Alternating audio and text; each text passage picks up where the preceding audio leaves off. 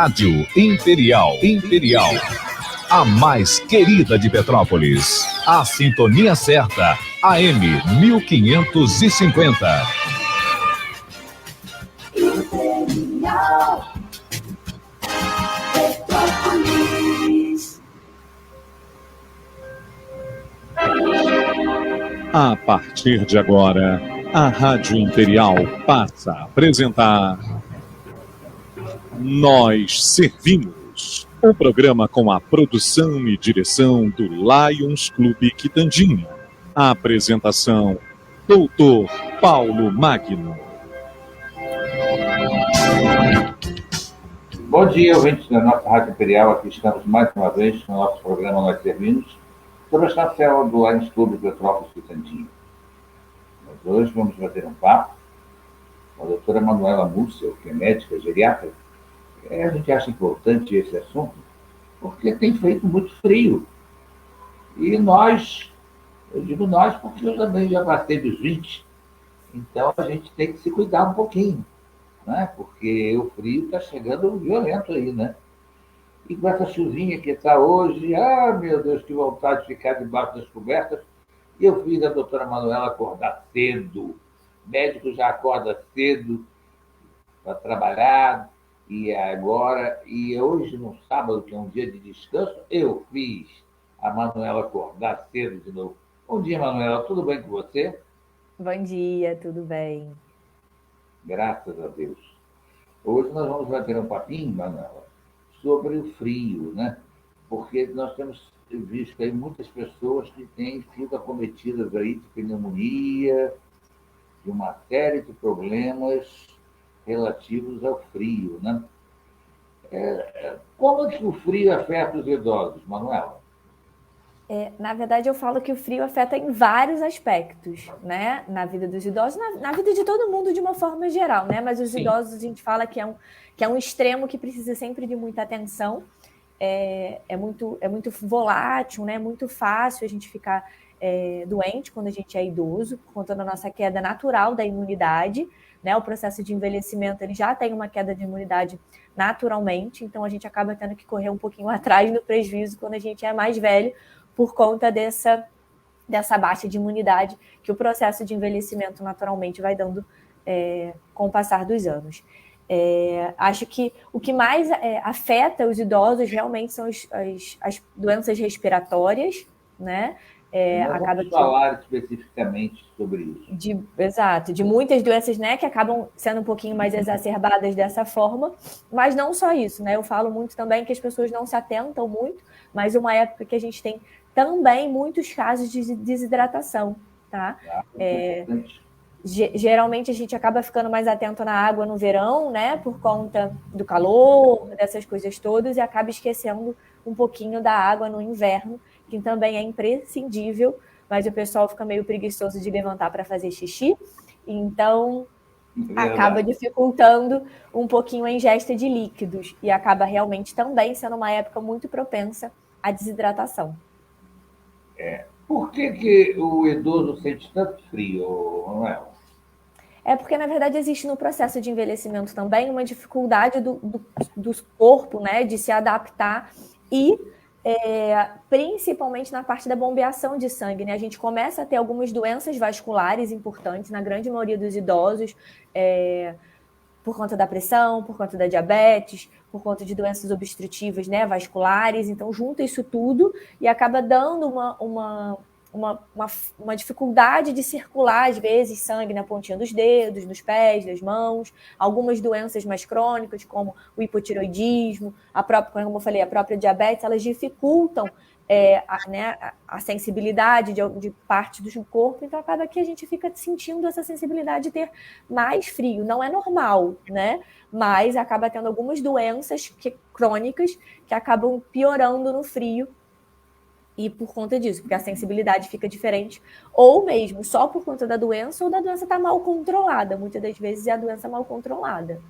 É mito ou é verdade que as veias se retraem, se estreitam durante o frio?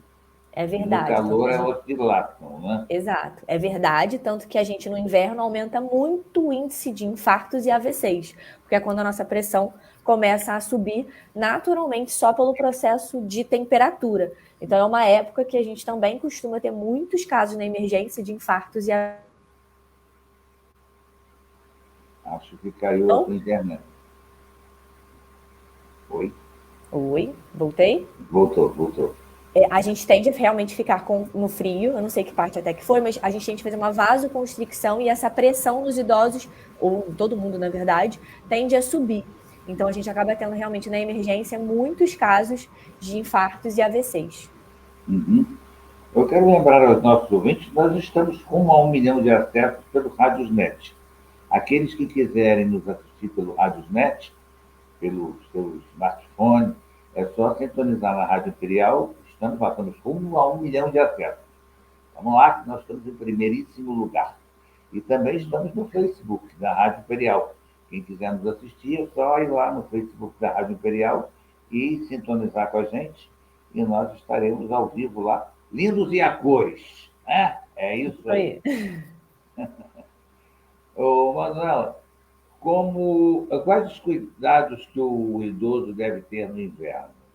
Eu falo sempre, né? O primeiro de todos é manter a hidratação, tá? Hidrate-se. Teoricamente, quem fuma, diminuir a carga tabágica, é uma ótima época para a gente começar a fazer isso. Manter a pressão arterial, né? A pressão controlada, porque por conta desse índice que a gente já tem maior, né? De aumento da pressão natural por conta do frio.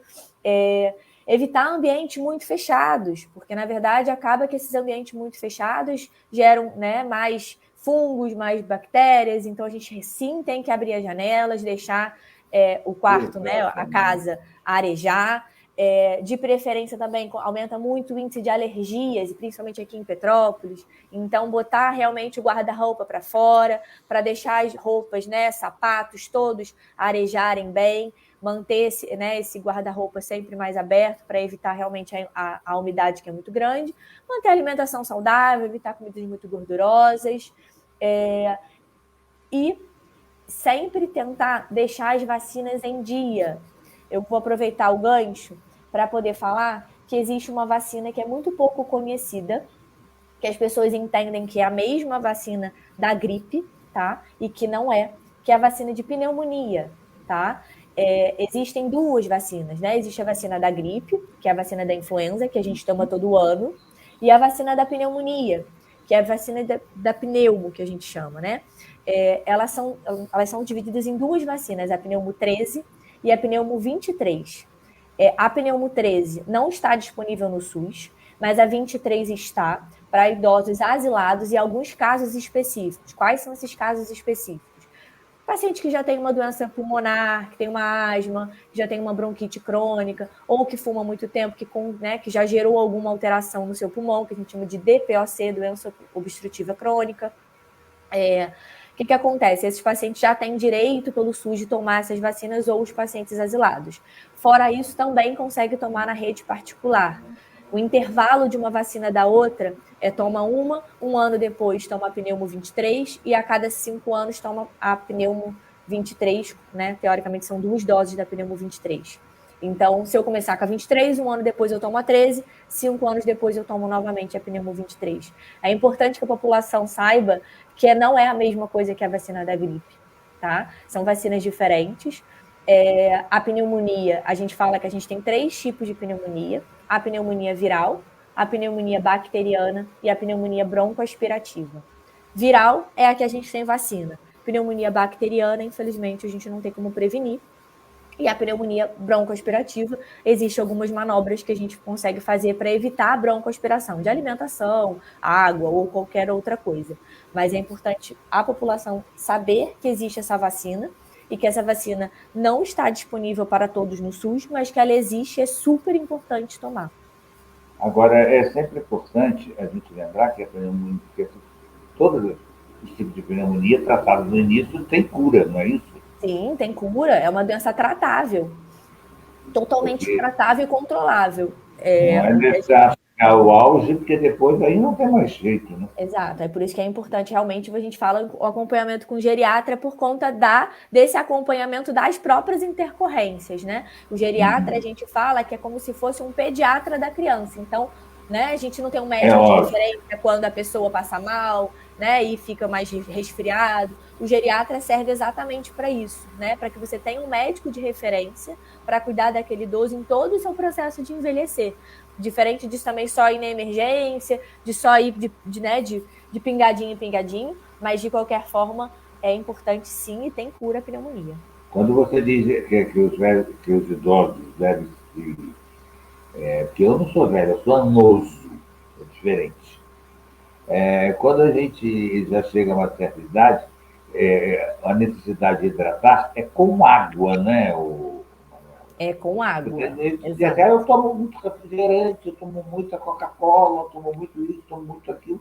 Não é por aí. Não é por não. Água. Não é, né? É água. Água.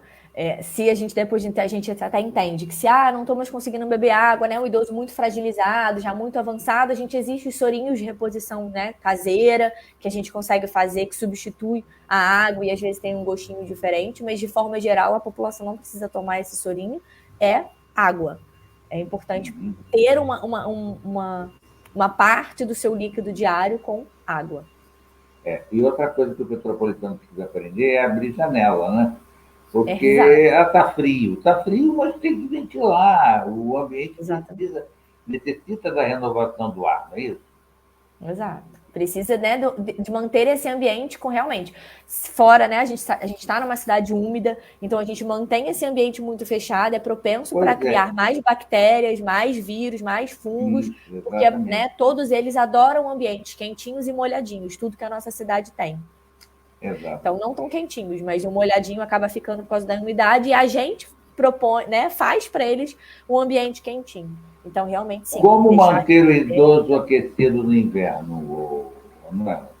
Então, além da gente fazer, né, as medidas tradicionais de luva, isso é importante. Né, é importante deixar as extremidades muito quentinhas, né? Como eu falei, a gente já tem essa dificuldade de circulação natural. Então, manter, né? Quando a gente vê essas mãozinhas mais roxinhas e tudo mais, a gente chama de cianose. É sinal de que não está chegando sangue adequadamente na pontinha dos dedos. Então, é importante aquecer, né? Então, mesmo, né, com medidas simples.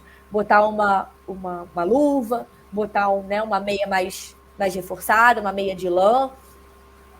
E sim, na medida do possível, se precisar, colocar um aquecedor no ambiente, mas sabendo que todo aquecedor no ambiente, ele desumidifica o ar, então a gente pode ter um pouquinho de desconforto respiratório. Então, às vezes, precisa ligar o umidificador e o desumidificador, né? E ligar o aquecedor. A gente precisa sempre entrar ali no equilíbrio da umidade do ambiente para também não dar desconforto respiratório.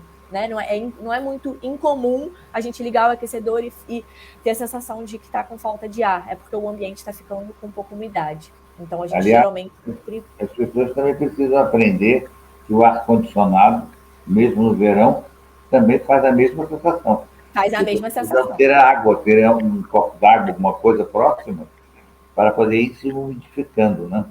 Exato, porque tanto o ar-condicionado, tanto o ventilador, tanto o aquecedor, ele tira a umidade daquele ambiente, então a gente precisa sempre ter. Eu falo para botar ou um balde, ou uma toalha úmida, alguma coisa que faça com que esse ambiente fique mais úmido, ou o próprio umidificador, que hoje em dia já tem os aparelhinhos próprios para manter o ambiente úmido, que é como se fosse um vaporizadorzinho, que ele vai mantendo o ambiente mais úmido. Manuela, qual é o melhor clima para os idosos? Não existe melhor clima para os idosos. Eu brinco sempre isso. Todos vão ter suas alterações e que a gente sempre tem que ter, né? Eu brinco que o verão tem suas peculiaridades por conta, né, do calor, da baixa de temperatura, da baixa de pressão que acaba causando. O outono geralmente também dá desconforto respiratório, né, porque é a transição. A primavera costuma também dar muita alergia por causa do pólen, que fica no ambiente. Enfim, eu acho que o meio do caminho seria os melhores, seria o outono e a primavera, porque acaba dando uma melhor sensação para os idosos, né? Não é tão extremo, nem tanto quente, nem tanto frio. Mas não existe o melhor, né? Existe o que cada um se adapta melhor, né? Tem gente que se adapta melhor ao friozinho, tem gente que se adapta melhor ao calor, tem gente que se adapta ao meio do caminho, uma época mais chuvosa, uma época menos chuvosa. Então, assim, não existe um melhor clima. Existe a gente saber se adaptar ao clima que a gente está no momento. Por que o frio adoece? Então, na verdade, foi o que a gente conversou, né? O frio adoece, na verdade, por vários motivos. Um, porque ele mexe, né? Como eu falei, ele mexe muito na pressão, né? Quando a gente está mais frio, a gente faz a vasoconstricção dos vasos e a gente tende a aumentar a pressão. E outro, por conta das medidas que a gente fala, medidas ambientais, né? A gente tende a deixar a casa mais fechada, a gente tende a não circular tanto quanto está frio, então a gente tem que ficar mais acamado. Então, tudo que a gente pede para o corpo não fazer. E tende, como eu falei, também no inverno, apesar das pessoas falarem que não, mas a gente vê muito isso na prática, é que eles tendem a beber menos água, então aumenta o índice de desidratação, é absurdo, né? Então, a gente aumenta o risco de infecção urinária quando a gente bebe menos água, aumenta a chance de desidratação, aumenta o risco de constipação, porque a gente tem que lembrar, se a gente não bebe água, a água não vai para o cocô, e aí o cocô tende a não sair, e a gente tende a fazer uma constipação. Então, assim, a água, apesar das pessoas não darem importância no nosso corpinho, ela é muito importante, né? Só ela, por si só, já previne um monte de coisa, um monte de complicação. Então, na verdade, eu acredito que é o fator disso tudo que faça com que a gente tende a ficar com mais propensos a doenças no inverno. A gente, né, diminui a água, diminui a circulação, e aí a gente acaba adoecendo mais. A temperatura normal do corpo é em torno de uns 36 graus, mais ou menos. No velho, no idoso, já começa a descer a temperatura para 35, 35,5, não é isso? Também é um processo natural do envelhecimento. A gente né, vai diminuindo a cada década de vida quase que 1 grau. Não é só isso tudo, né? Mas é uma média, mais ou menos, só para vocês entenderem na prática. Então, a cada década de vida, a gente acaba tendo uma queda. Por isso que é tão difícil a gente ter febre no idoso quando ele está com infecção. Porque é como se ele tivesse, às vezes, se ele tiver 90 anos, ele precisa subir muito a temperatura corporal dele para ele poder ter uma febre de 37. Então, para a gente, né, como geriatra, quando o idoso tem febre, é sinal de alarme muito grave, porque a gente, na verdade, acaba tendo essa tendência a baixar a temperatura corporal ao passar dos anos. E quando você tem febre, é sinal de que é como se a gente tivesse, hipoteticamente falando, a gente tivesse uma febre de 40 graus. Por quê? Porque isso que eu queria lhe perguntar agora. É porque a gente tem que equilibrar, né? Então, assim, comparando, né, de uma forma mais prática, é como se a gente tivesse uma febre de 40 graus, só que 37 Quer dizer, o idoso, quando chega aos 37 graus, já é uma temperatura muito alta para ele. Um idoso, né, a gente fala, com 90, 80 anos, a gente já considera uma coisa mais grave para ele, porque, na verdade, ele tem uma temperatura corporal realmente já mais baixa, fisiologicamente, né, naturalmente, do seu processo de envelhecer. Então, lógico, isso é importante, chama atenção.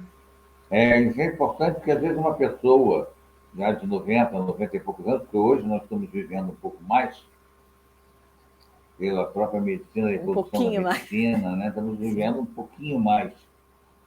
Porque eu digo, meu pai morreu com 60 anos. Eu já passei disso, já estou devendo. Já, como diz o outro, já está no lucro. Já estou no lucro. Entre a soma do meu pai e da minha mãe, eu já passei do lucro. Né? Já estou devendo. Então, a gente... quando o idoso chega, porque às vezes é bom salientar isso, que as pessoas têm que tomar conhecimento disso. Um idoso com 37 graus de febre é muito alta para ele. Já é sinal de alarme, não é isso, Manuel? Exato, já é um sinal de alarme. Na verdade, a gente fala que febre, normalmente considerada, é acima de 37,7. Tá? Pois é. Também não é só 37, mas no idoso, um 37 já começa a me dar sinais de que não tá tudo bem, tá? Por quê? Porque ele já tem, como eu falei, ele já tem essa tendência, né, de perder a temperatura naturalmente. Então, assim, um 37 para ele não é febre ainda, né, pela ciência, mas para a geriatria já chama muita atenção, porque já não é uma coisa normal pra gente ele ter essa temperatura de 37. Agora, claro, se é um idoso que sempre também tem uma temperatura mais elevada, não tende. Então, né, ok, também a gente fala que não é individualizar, a gente tem que individualizar, né? Não é generalizar. Mas, se a pessoa sempre tem uma temperatura basal de 35, 34, 35,5, 36, quando ele chega a 37, já chama atenção realmente, porque a gente realmente tende, né, quando a gente é mais idoso, a ter temperaturas mais baixinhas. Então, chama Eu, atenção. por exemplo, sempre tive uma temperatura baixa. Minha temperatura é baixa. Deve ser devido a problemas circulatórios, naturalmente. Eu tenho uma temperatura já mais baixa. 37,5 para mim já é febre mesmo. Você já está com a sensação de que... 37,5 já estou com febre mesmo, brava. Então, a gente sente, né? O organismo reage, né? Começa a reagir, exato. Começa a reagir. Ô, Manuela, qual é o melhor horário para o idoso tomar banho?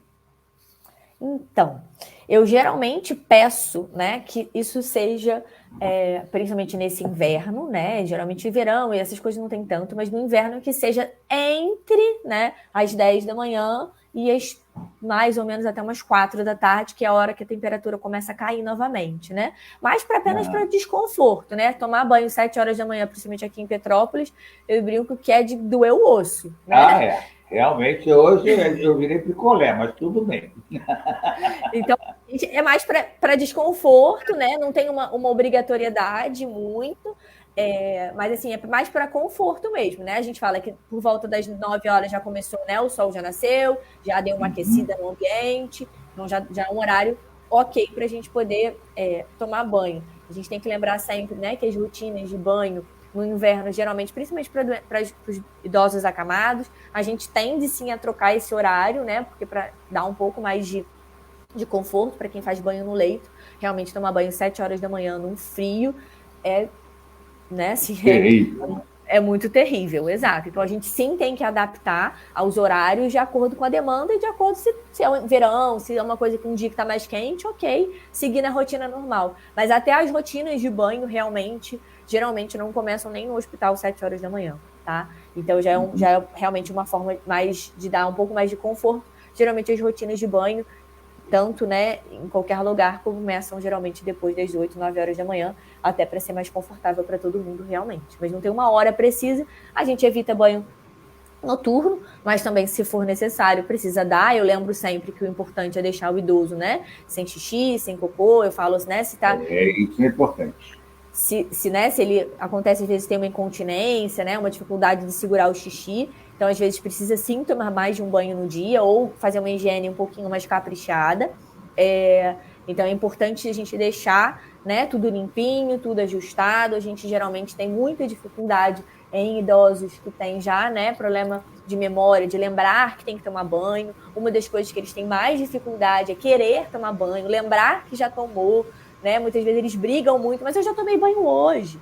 E aí eu brinco sempre, relaxa, dá 10 minutos e pergunta de novo. Se não for, bem assim, não é uma artilha, tenta mais tarde de novo e vai tentando, né? Então, assim, o importante é manter as partes íntimas higienizadas adequadamente. Então, assim, não tem um horário, mas a gente sempre tem que ficar de olho realmente nesse intervalo para dar um pouquinho mais de conforto. Manuel, nós vamos fazer um pequeno intervalo comercial e a gente volta já para o segundo bloco. Paula, manda lenha aí. Imperial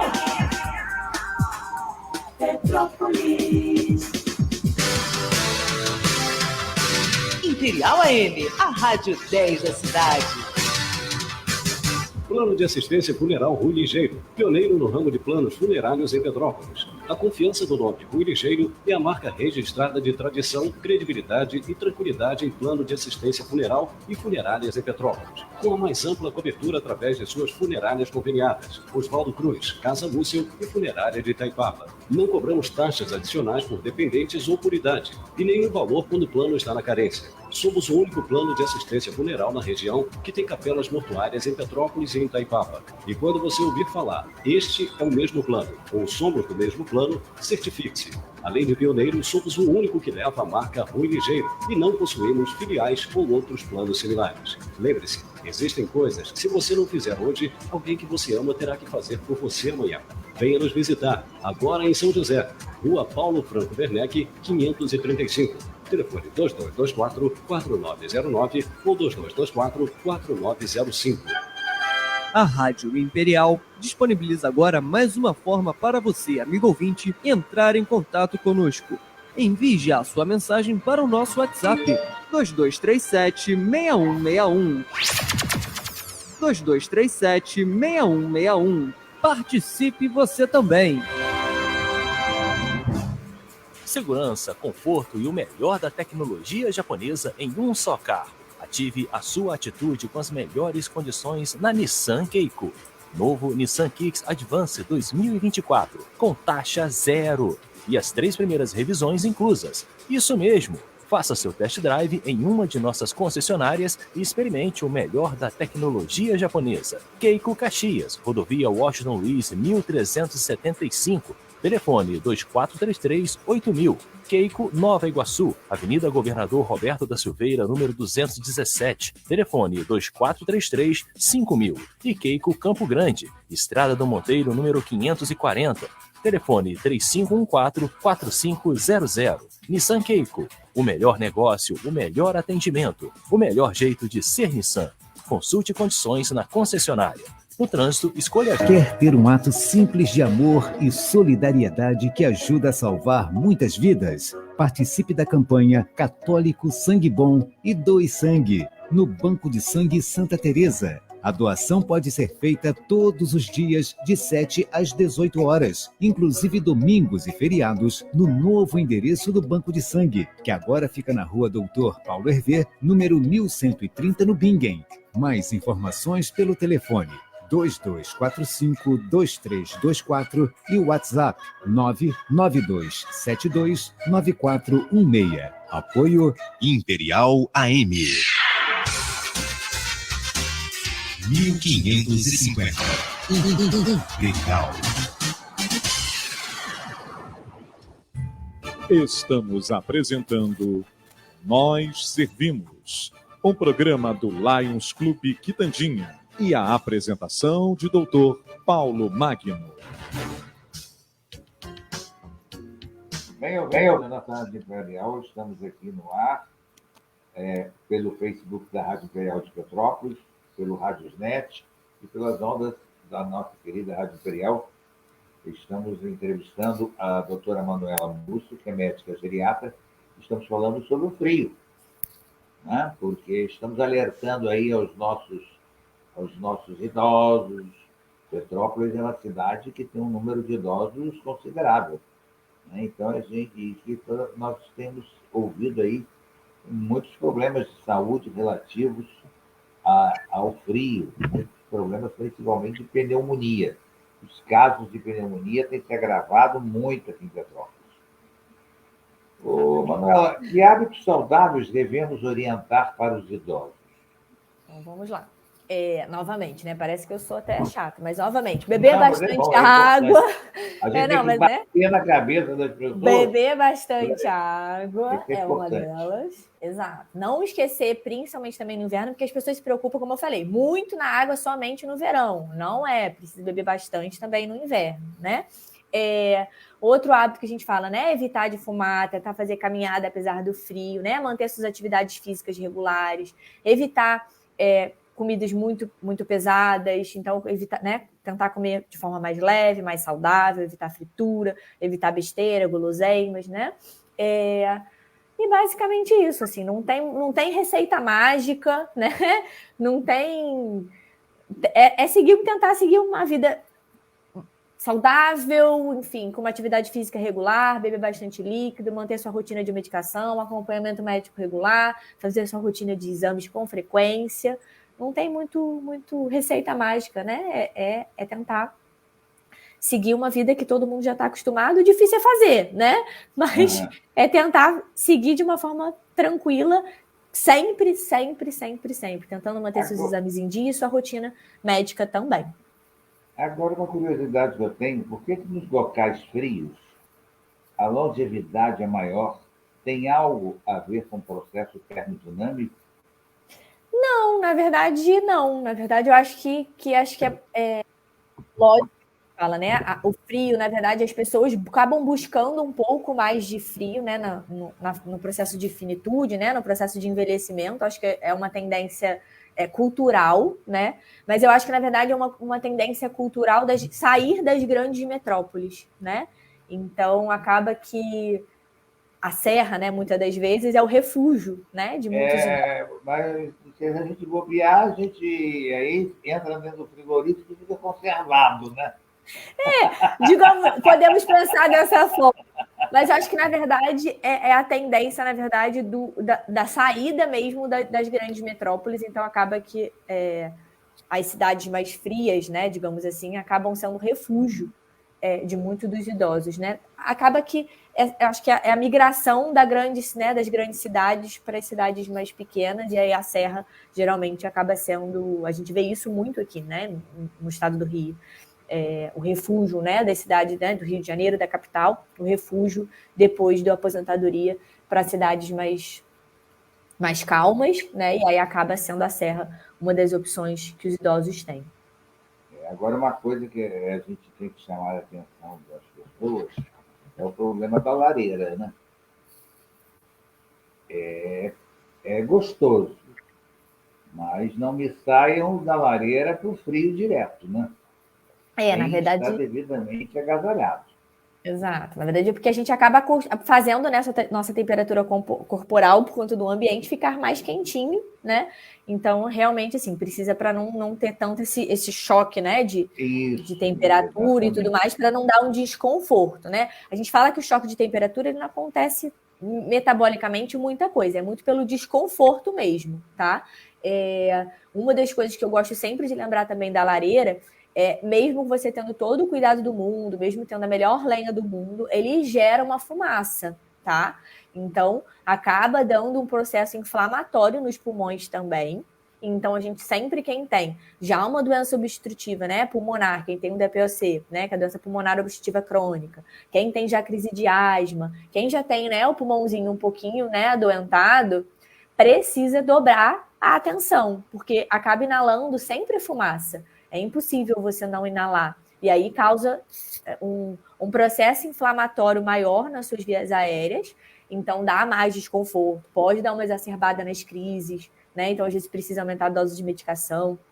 Então, é importante entender, né, que a fumaça inalada, ela também dá desconforto respiratório. É ótimo, deixa o ambiente quentinho, é maravilhoso, mas também tem que, né, ter cuidado com as implicações dessa fumaça, tá? Mas a fumaça vai direitinho pelo circuito. Chaminé e tal. Mas o ambiente fica com essa fumaça, uma fumaça que a gente vai inalando, não é uma fumaça que a gente fica realmente ali, né, com o rosto direto, mas o ambiente, tanto que a gente fala, né, se a gente pegar a nossa roupa, pegar tudo, fica com aquele cheirinho de fumaça, muitas das vezes, e aí esse cheirinho também passa para dentro dos nossos pulmões, a nossa via respiratória também inala. O importante, né, a gente sempre ficar de olho, principalmente para quem tem muita rinite, essas coisas todas, né, que fica com o nariz muito entupido, é a gente tentar sempre respirar pelo nariz, porque a gente tem os filtros naturais, né? Então, muitas das vezes a gente tende a respirar pela boca quando a gente, né, tá nesses ambientes, mas é mais um motivo para a gente ficar de olho e tentar respirar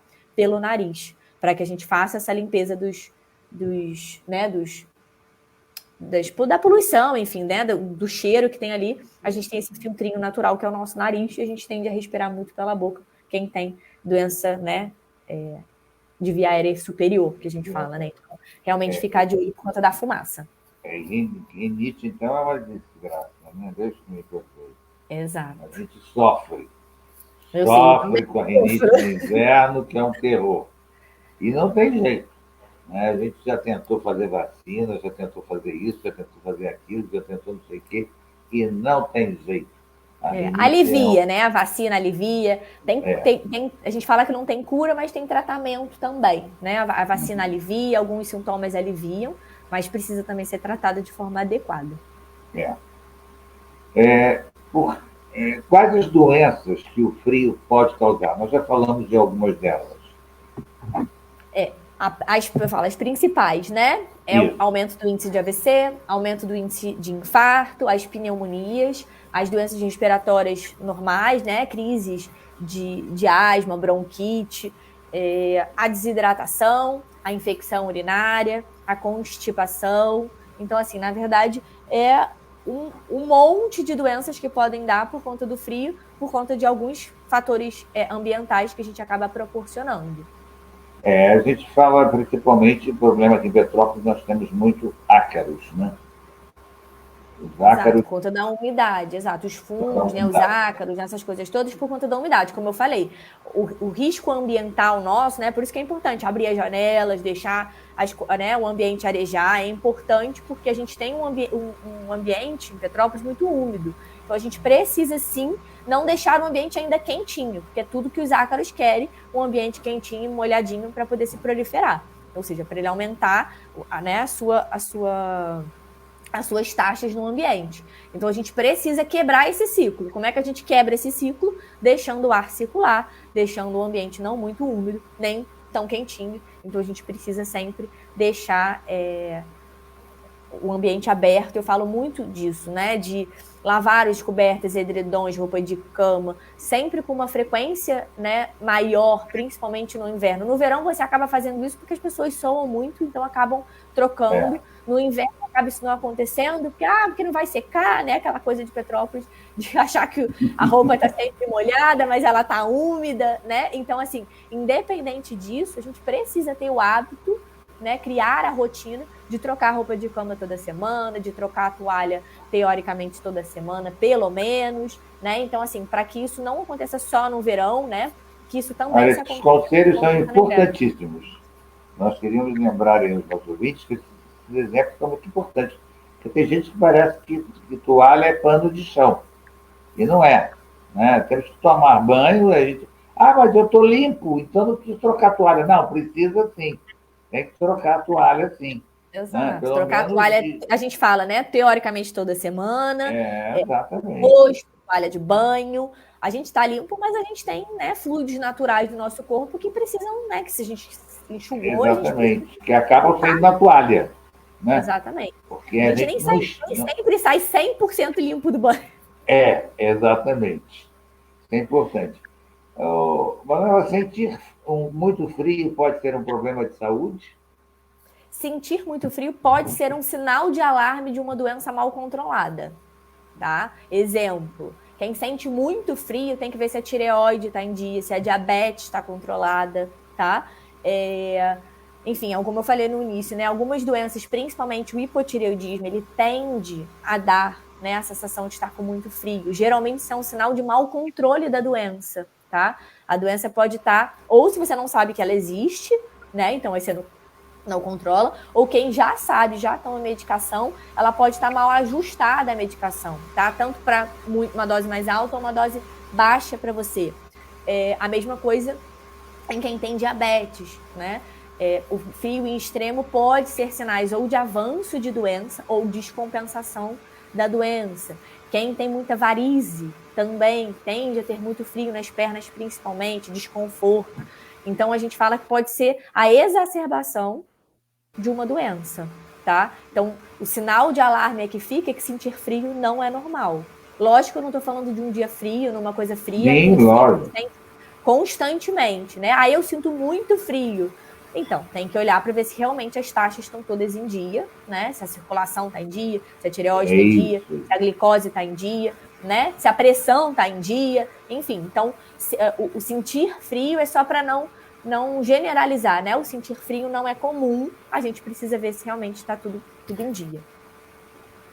Quais os sintomas do infarto em idosos, Manuel?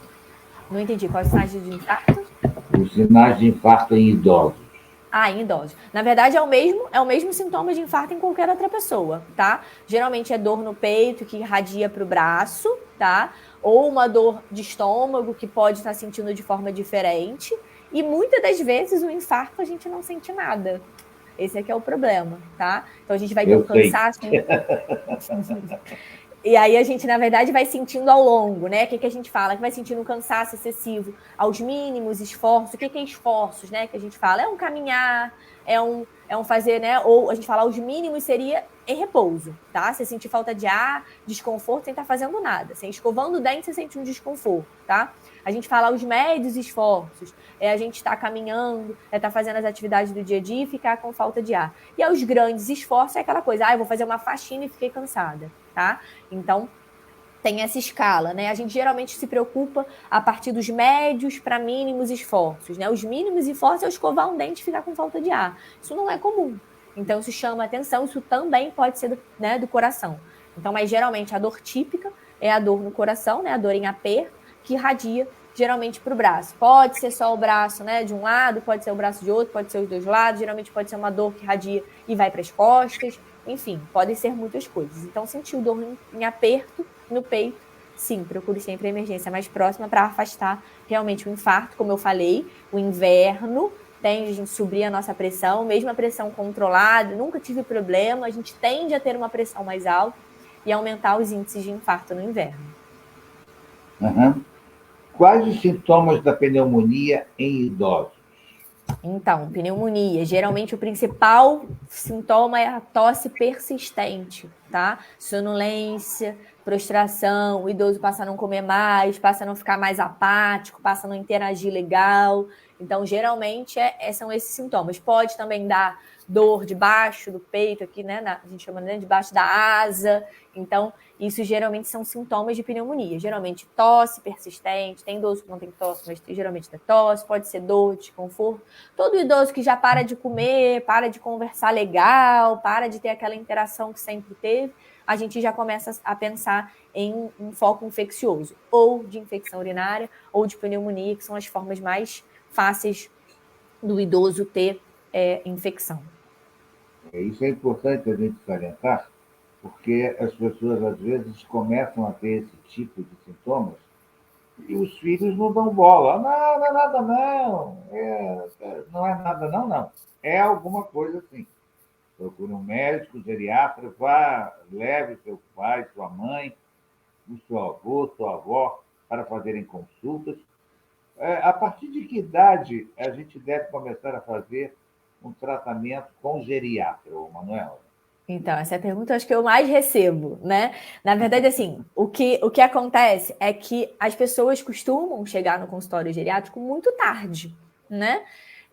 O ideal é que a gente comece o processo, né, de acompanhamento do idoso no processo de envelhecimento. Então, eu falo sempre que a indicação é chegar lá, o ideal, com 50 anos, tá? A nossa indicação é quando tem alguma alteração, alguma doença, inclusive difícil manejo, que você já vai em 4, 5 médicos diferentes, que você, inclusive, comece antes, em torno dos 40, 45 anos. Momento ideal, até os 60 anos, tá? Por quê? Porque aí é quando a gente realmente começa a ter um declínio maior, né, do seu processo de envelhecimento, e aí é o momento que o geriatra consegue ainda atuar de forma mais efetiva no seu processo de envelhecer. A gente fala que eu consigo atuar e prevenir algumas coisas para daqui a 20, 30 anos. Quando chega nos 80, eu já acabo tendo que manejar com um pouco mais de menos tempo, né? Menos cartas na mesa. Mas que a gente também resolve, claro, acompanha o processo, né, de envelhecimento, mas o ideal é que a gente comece isso o quanto antes. O momento ideal é até os 60 anos. Certo. O que o idoso deve jantar? Quantas refeições por dia o idoso deve fazer? Então, vamos lá. Vamos começar, de repente, pela segunda pergunta. O que a gente fala é o seguinte. Eu tenho que, de manhã, né, tomar o café da manhã. Entre o almoço e o jantar, o almoço e o café da manhã, eu tenho que ter um lanche. Eu tenho que almoçar. Entre o almoço e a janta, eu tenho que ter um lanche. Eu tenho que jantar. E, teoricamente, eu tenho que ceiar. Tá? Então, são 6 refeições que a gente fala que a gente tem que fazer no dia. Precisa ser 6 pratos enormes? Não. A gente precisa entender que são 3 refeições maiores e, nesse intermeio, um lanchinho, uma fruta, um Danone, ou né, alguma coisa que a gente vai intercalando para não ficar com muito jejum, né, para a gente associar isso tudo. Geralmente eu peço uma alimentação no consultório mais ou menos de 3 em 3 horas, tá? Uma alimentação maior, um café mais reforçado, uma frutinha depois de 3 horas, um almoço, né, bem diversificado, depois um lanche também, uma janta e uma ceia depois, que a ceia pode ser um chá, pode ser só, né, só um leite, pode ser só alguma coisa realmente só para não ficar muito tempo em jejum. Então, o que comer de noite, geralmente eu peço para comer coisas mais leves, né? Muitas das pessoas me Não vai comer uma feijoada de noite, né? Exato, por conta de desconforto, né? Então, assim, pode comer uma carne? Pode, mas lembra que a digestão também vai ficar um pouco mais prejudicada. Muitas pessoas me perguntam se é o ideal só comer sopa à noite, né? Pode sim comer sopa à noite, só que eu geralmente peço sempre para lembrar que a sopa é uma ótima alternativa, mas a gente precisa ter a proteína dentro da sopa. Tá? Então, o que é proteína? É o que a gente tem de carne, peixe, frango ou um ovo. Então, precisa botar nessa sopinha uma carne, um peixe, um frango ou um ovinho, tá? Para a gente poder ter a necessidade calórica de proteína diária que a gente precisa fazer na refeição também. Muitas das vezes eu falo que o mais fácil de se fazer é colocar um ovinho, né? Mas não adianta botar um ovinho também na panela inteira que vai fazer de sopa. Tem que botar na porção que está comendo para poder manter essa ingesta proteica adequada. Então, não tem problema comer sopa, muitas pessoas me perguntam isso, né? Mas tem que sempre dar uma complementada, geralmente com um ovinho ou com uma carne a mais, um peixe, um frango, naquela porção que ele vai comer, tá? Mas, assim, evitar coisas muito pesadas à noite por conta da parte da metabolização mesmo, da carne, essas coisas todas, ela dá um panzinamento maior e a pessoa vai deitar, tende a ter doença de refluxo, então vai dormir pior. Então a gente tende realmente comer coisas mais leves à noite e não comer tanto à noite para não aumentar o risco de refluxo, né? Comer, por isso que a gente fala comer doses mais fracionadas. Isso é muito importante, porque às vezes a gente tem pessoas que jantam e depois vão se deitar, logo imediatamente. Tem que ter um período de relação, vamos dizer assim, de intervalo entre o jantar e dormir, não tem? Exato. A gente pede sempre que seja mais ou menos uma meia hora, que é o tempo realmente da comida, a gente brinca, né? Se assentar no corpo, né? Porque, na verdade, para evitar essa doença de refluxo, que muitas das pessoas tendem a ter, né? No processo de envelhecimento também, uma hérnia de hiato ou o próprio refluxo propriamente dito. Então, a gente evita, né? Fazer com que isso fique voltando, que é um desconforto realmente muito grande. Então, a gente pede para comer e não deitar, em hipótese alguma, né, logo depois. Espera um pouquinho, espera uma meia horinha, que a comida já vai ter realmente começado o seu processo de digestão, e aí você pode deitar. Manuela, ela só está aqui como ouvinte, e ela está nos perguntando aqui, não temos o hábito de jantar. Qual seria a melhor forma de suprir essa alimentação noturna? É a Maristela que está nos perguntando isso. Maravilha. Não tem o hábito da janta, mas é como eu falei, a gente precisa ajustar esse lanche noturno, né? Para que a gente consiga manter o que a gente precisa comer. Então, eu não tenho o hábito de jantar, mas a gente vai ter que ingerir um pouquinho dessa proteína da sua etapa, né? Que tem que comer durante o dia. Então, eu sempre peço para a gente ajustar. Vou comer um pão, vou comer um lanche, mas tenta ajustar, botar um ovo, uma carne, ou um peixe, ou um frango, né? Para que a gente consiga manter a ingesta proteica, né? Depois do processo de envelhecimento, a gente precisa entender que para a gente manter musculatura em dia, a gente precisa ter proteína no corpo. E muitas das vezes a proteína no idoso é consumida apenas uma vez ao dia, que é no almoço, né? A gente não liga tanto para isso. Então, o pão ou o que for de lanche pode ser melhor avaliado. Eu costumo pedir muito e dou uma dica muito legal, da crepioca, né? Que é o crepe, que é a tapioquinha com ovo, e vira uma crepioca. Então, eu já comi a minha proteína e comi a tapioca, que é super saudável, né? Então, eu peço sempre para que façam, né? Sempre que possível, uma crepiocazinha, para que a gente consiga manter a ingesta proteica e não seja um pão, uma farinha tão ruim para o corpo, né? Então, que aí você pode botar o que você quiser dentro de tempero. Pode ser um queijo, pode ser um presunto, pode ser alguma outra coisinha que você queira colocar, um queijo branco, enfim, o que for. Mas é uma dica legal para que a gente mantenha a ingesta proteica adequada, né? Não esquecer que a gente não pode só consumir farinhas, né? Lembrar que pão é farinha, e aí não tem muita substância ali. Na verdade, é para a gente saciar a nossa fome, e não tem muita substância, né? Vira sendo farinha, e que farinha acaba sendo uma ingesta, né, de açúcar maior no nosso corpo. Então, a gente pede sempre para tentar substituição, mas assim, não tem problema substituir pelo lanche, mas desde que a gente tenha alguns nutrientes específicos ali, principalmente a proteína, para a gente não deixar a ingesta proteica somente uma vez ao dia. Eu, por exemplo, se não como carne, pode ser qualquer tipo de carne, frango, carne de vaca, carne de porco, mas tem que ter uma carne. Se eu não comer a carne, eu sinto que eu não comi. Exato. Tem a galera vegetariana, né, que me perguntam muito também. Na verdade, o pessoal vegetariano, muitas das vezes, a gente precisa suplementar, tá? Precisa fazer uma ingesta proteica suplementar para suprir essa proteína que você não está comendo, né? Porque a quantidade, existem algumas coisas que têm uma proteína maior, né? Cogumelo é uma delas, enfim, algumas coisas que a gente consegue suplementar. Só que a suplementação, às vezes, precisa acontecer nesse pessoal que é vegetariano, por conta para não dar uma sarcopenia, que é a perda de massa muscular na terceira idade, que é muito comum também. Então, é importante a gente, quem é vegetariano, não ficar de fora dessa, procurar o médico para a gente conseguir acompanhar, ver seu índice de massa, né, para a gente poder entender se está tendo uma perda de massa e suplementar com o suplemento de proteína. A carne de soja supre? Não, a carne de soja supre, mas não é igual. Ela não tem a mesma quantidade de proteína do que a gente precisa. Então, acaba, muitas das vezes, precisando sim suplementar, porque aí a sua ingesta de carne de soja tem que ser muito maior para conseguir suplementar. E aí, geralmente, as pessoas não conseguem somente com a carne de soja fazer tudo que a gente precisa de proteína diária. O que causa água no pulmão do idoso?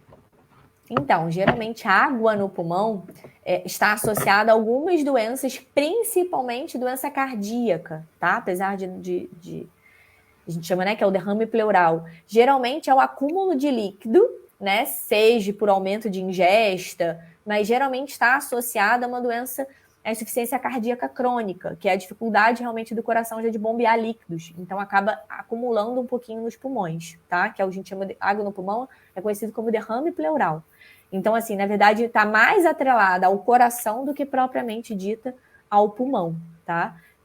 Lógico que pode ter alguma coisa de pneumonia, geralmente a pneumonia broncoaspirativa também é confundida um pouquinho, né? Quando vai água para o pulmão, e a água, obviamente, o pulmão fica ali e gera um processo irritativo, tá? Mas é diferente de água, né? Diferente da água de pulmão, que geralmente é mais conhecida, que seria um derrame pleural. Geralmente está mais associado a uma doença cardíaca, tá? Uma descompensação cardíaca e que a gente precisa muitas vezes tratar com diurético. E aí acaba, a gente fala, entrando no problema técnico médico que a gente fala, né? Que, na verdade, o idoso acaba, às vezes, chegando desidratado pra gente, com derrame pleural, e a gente precisa ajustar. Eu preciso desidratar ele, mas, ao mesmo tempo, eu não posso parar, porque senão ele desidrata muito fácil. E aí, isso pra gente, o manejo, por isso que é tão perigoso pra gente, como médico, né? Achar esse equilíbrio, né? Uma hora tá com derrame pleural, outra hora tá desidratado. Então, realmente, é um manejo um pouquinho mais difícil para nós, médicos, controlar isso, mas também tem solução, também é fácil de tratar, sem muitos mistérios. Eu queria, antes de terminar a nossa entrevista, te perguntar quais são os principais tipos de cuidado que se deve ter com o idoso. Vamos lá. O principal deles, como eu falei, parece uma matraca, né? É manter a hidratação do idoso. A hidratação do idoso vai hidratar a pele, vai manter o risco de infecção urinária, não vai deixar o cocô ficar ressecado. Então, assim, uma das principais medidas é manter o idoso hidratado. Lembrando que alguns idosos, por conta, como eu acabei de falar, de uma doença cardíaca, não podem tomar água também à vontade, porque aumenta a chance da gente ter um derrame pleural, né? Então, tudo tem que ser com orientação médica, saber o limite de cada um e saber que tem para pessoas que têm que tomar 2, 3 litros de água e tem pessoas que não podem tomar 2, 3 litros de água. E tem gente que não gosta, né? Eu, por exemplo, bebo pouca água, não tenho... Eu bebo muito líquido. Uhum. Eu bebo café quase de hora em hora. Eu sou um péssimo exemplo, porque eu tomo refrigerante depois da refeição. Então, mas eu tomo líquido. É líquido. Exato. Agora, água... Mas precisa da água. Exato, precisa da água. E aí, assim, precisa da água, exato. E eu falo uma outra coisa muito importante, que é uma dica, eu falo que é a dica de ouro, né? É importante a gente entender que a água no idoso não é para ser tomada à meia-noite. Por quê? Porque a nossa água que a gente bebe demora em torno de 5 horas para ser filtrada e sair pelo xixi. tá? Então, o que acontece? Se eu beber água às 6 horas, meia-noite eu estou fazendo xixi das 6. Então, o ideal é que a gente beba líquido, né? Beba água em grande quantidade na parte da manhã, no máximo até umas 3, 4 horas da tarde, volume, né, que eu tô falando, para que esse xixi saia antes da gente ir dormir, para a gente evitar essas levantadas à noite, né, que não é normal, tá? Levanta 3, 4, 5 vezes à noite para fazer xixi, tá? Então, é importante a gente entender que a gente tem que beber água de 7 da manhã, mais ou menos até umas 5 horas da tarde. Então, e principalmente tentar jogar o máximo de líquido possível para a parte da manhã, para dar tempo do rim filtrar tudo com calma e a gente, né, eliminando o xixi antes de dormir, tá? Uma então, coisa isso é que a gente também tem que ter é cuidado ao levantar, né? Exato, exato. Por isso que a gente tem que deixar beber tanto líquido da noite. Sabe aquele hábito de ter uma garrafinha na mesinha de cabeceira? Uhum. Tem que abolir. Por quê? Porque, na verdade, mas a minha boca fica seca. Então, geralmente existem remédios que deixam a nossa boca seca, tá? É um processo natural. E outro é que se a gente está sentindo sede, é porque a gente bebeu pouca água durante o dia. Tá? A gente tende, né, com o processo de envelhecer, a diminuir essa sensação de sede, tá? Então, isso também é uma coisa que a gente precisa levar em consideração. O idoso, ele não sente sede. Eu brinco que se ele sente sede é porque ele está no deserto do Saara. O corpo está, tipo, pedindo arrego, porque ele não sente. A nossa tendência é a nossa papila, né, de sensibilidade de sede, ela parar de funcionar adequadamente. Então, o que acontece? A gente não sente sede. Então, a gente não bebe água e vira esse ciclo vicioso e aí a gente está falando, a gente acaba não bebendo mais água. Isso é o processo natural do envelhecimento. Então, a gente tem que ir contra o processo natural, que é o quê? Programar de beber água durante o dia, evitar tomar o líquido muito à noite. Acaba que as pessoas tendem, mas eu levantei de noite para fazer xixi, aproveitei e bebi um golinho d'água. Perde esse hábito, esquece esse hábito, tá? O ideal é que a gente beba água pela manhã para que a gente não levante à noite para fazer xixi. Porque o aumento, a chance da gente causar uma queda levantando à noite com o sono é absurdo, principalmente para quem já toma remédio para dormir, principalmente quem já toma remédio que aumenta o índice de queda, que é um monte, eu não vou nem entrar no mérito, mas assim, precisa sim a gente trocar esse hábito no processo de envelhecimento, beber água durante o dia, a noite foi feita para dormir. A gente levantar às vezes uma, no máximo 2, até às vezes eu tolero, dependendo do uso da medicação que toma, de como é que está a bexiga, como é que está a funcionabilidade da nossa bexiga de segurar, né, esse xixi. Mas de uma forma geral, o ideal é a gente dormir a noite inteira. Então, esse é um dos cuidados que a gente precisa também ter, né, de beber água durante o dia, né, para a gente evitar esses despertares noturnos, para que a gente tenha um sono realmente adequado. Quanto mais tranquilo, melhor para a gente, né, Manuel? Com certeza. Você gostaria de acrescentar mais alguma coisa, Manuel? Não, acho que a gente já falou bastante dicas, bastante coisas. E queria realmente agradecer o convite. Eu que quero agradecer, que é isso. Eu que quero agradecer essa sua disponibilidade de estar aí conosco, dando uma aula aí aos nossos ouvintes, para que a gente possa ter uma velhice melhor, mais consciente, com mais responsabilidade, com mais cuidados, né? Então, é importante esse tipo de programa para a gente poder levar aos nossos ouvintes o conhecimento necessário para que tenhamos uma velhice sadia. Obrigado, Manuela, mais uma vez. Obrigada a vocês mais uma vez. Quero também agradecer aos nossos ouvintes, a Eunice, lá de São Paulo, que está nos assistindo aqui. Ela já mandou até aqui parabéns pela excelente entrevista. Valeu, Eunice. O Marcos Carneiro, a Elizabeth Grabner, José Roberto, lá de Jabuticabal, que está nos ouvindo também, a Olivia Wendlin, o José Roberto Gabris, o Dirceu Carlos, a Norinda, que está sempre, é nosso ouvinte assídua, a Marilene Azevedo, Alexandre Vieira, Bernardo Filho, João Freire, Maricela Eixo, a Conceição do Retiro, um abraço, Conceição, estamos com saudades. Gabriel Lino, o Augusto Soares, o Filho dos Alves, enfim, a todos que estão aí nos ouvindo e nos assistindo. A Renata Rodrigues também está aqui conosco, nos assistindo. E é isso aí. Um abraço a todos. Muito obrigado mais uma vez, Manuela, pela sua gentileza. Obrigada. E qualquer coisa é só procurar a doutora Manuela Múcio, aí, ó, médica geriatra. Depois Exato. de 50, se quiser me seguir, doutora Manuela Múcio no Instagram, lá tem várias dicas também. Isso é importante, tá vendo, gente? Então é isso aí. Obrigado, Paola, pela transmissão aí do programa. E até semana que vem, quando estaremos de volta com mais um programa Nós Servimos, sobre a chancela do Lions Clube Petrópolis Tandinha. Fui!